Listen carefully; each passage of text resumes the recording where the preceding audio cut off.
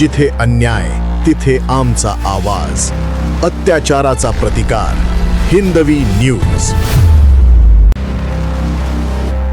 शरणापूर येथे मराठवाडा केसरी बैलगाडा शर्यतीसाठी राज्याच्या विविध भागांतून मोठ्या संख्येनं बैलगाडा मालक आणि शौकीन उपस्थित झाले होते. स्पर्धा रंगात आली असतानाच दुपारी सुमारे 3 वाजण्याच्या सुमारास मुसळधार पावसानं हजेरी लावली. बैलांची सुरक्षितता आणि स्पर्धकांच्या हिताचा विचार करून आयोजक समितीनं स्पर्धा थांबवण्याचा निर्णय घेतला. तोपर्यंत 68 बैलजोड्या पात्र ठरल्या होत्या. कोणताही वाद निर्माण होऊ नये आणि सर्वांना न्याय मिळावा या उद्देशानं आयोजक समितीनं पहिल्या 10 क्रमांकांची बक्षिसे पात्र ठरलेल्या 68 बैलजोड्यांमध्ये समान वाटून देण्याचा निर्णय घेतला. या निर्णयाचे बैलगाडा मालकांनी स्वागत केले आणि आयोजक कैलास हिवाळे तसेच सर्जेराव पाटील चव्हाण यांचे मनापासून आभार मानले. पावसामुळे शर्यत थांबली असली तरी आयोजकांच्या नियोजनबद्ध निर्णयामुळे कार्यक्रम यशस्वीरित्या पार पडला. या ठिकाणी तुम्ही पाहू शकता मुसळधार पाऊस आलेला आहे मराठवाडा हिंद केसरी मैदानावरती.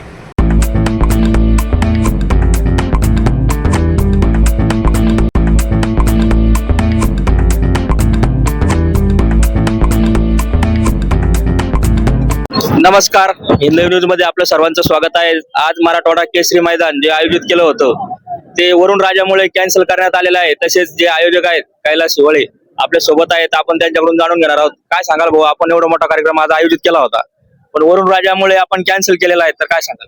नाही, कॅन्सल नाही म्हणता येणार कार्यक्रम, कारण की कॅन्सल नाही. आपल्याकडे 68 गट पळाले, 68 गट पळाले आणि आपल्याकडे 10 गट पळायचे बाकी राहिले, ते 8 गट. परंतु आपण या ठिकाणी जे बक्षीस होतं आपल्याकडे ते टोटल सगळ्या बैलवाल्यांना वाटून दिलं.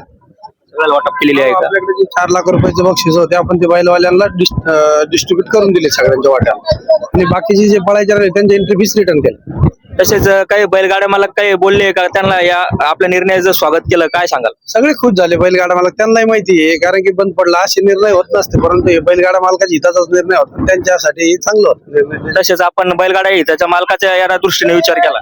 हा, बैलगाडा मालकांचाच विचार केला ना आपण, त्याच्या दुसरा कुठला विचार? म्हणजे आपलं जे आपण हे ठेवतो, आपल्याला 1 रुपयाची कमाईची आशा नाही, फक्त जे बैलगाड्या मध्ये जे आहे याच्यात पैसे कमावले जात नाही, याच्यातले पैसे टाकावं लागते, हे कमवायचं काम नाही. तसेच आता दुसऱ्या वेळेस जे आपण ठेवणार आहे मैदान, ते कधी ठेवणार आहे? नाही, आता सध्या तरी काही नाही, पावसाचा अंदाज घेऊन ठेव. या ठिकाणी पाहू शकता तुम्ही, जे बैलगाडी मालक जे आयोजक आहेत कैलास हिवाळे, त्यांनी सर्व बैलगाड्यावाल्यांचा विचार करून या ठिकाणी निर्णय घेतलेला आहे व सर्व बैलगाडी मालक जे आहेत त्यांच्याकडूनही त्यांचं कौतुक होत आहे. आपण या हिंदी न्यूजच्या माध्यमातून पाहू शकता. या ठिकाणी मैदान आयोजित केलं होतं. अरे फील खराब झालं. मैदान आयोजित केलं होतं, परंतु वरुण राजाचे आपलं पाऊस आल्यामुळं सर्व बैलगाडा मालकाचा विचार घेऊन जे बक्षिसाची रक्कम आहे ती भागिले करून त्यांना सगळ्याला वाटप करून देण्यात आली. जेवढी असन रक्कम त्याच्यापेक्षा अजून 20,000 रुपये जास्त या हिशोबानं प्रत्येक गट पासवाल्याला ती देण्यात येणार आहे, आणि जे गट पळायचे राहिले होते त्यांना सुद्धा पैसे वापस देण्यात येणार आहे.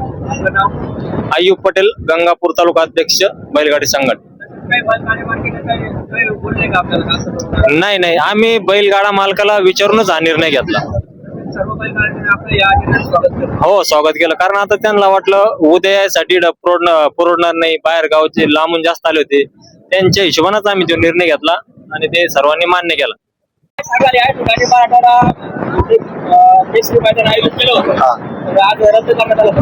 आजचा विषय असा झाला, आजच्या मैदानामध्ये बैलगाडी मालकांना सुद्धा भरपूर असा प्रतिसाद दिला, परंतु निसर्ग राजाची थोडीशी साथ भेटलाय, त्यामुळे मैदानाचे 70 गट पळाले, 7 गट पळायचे राहिले.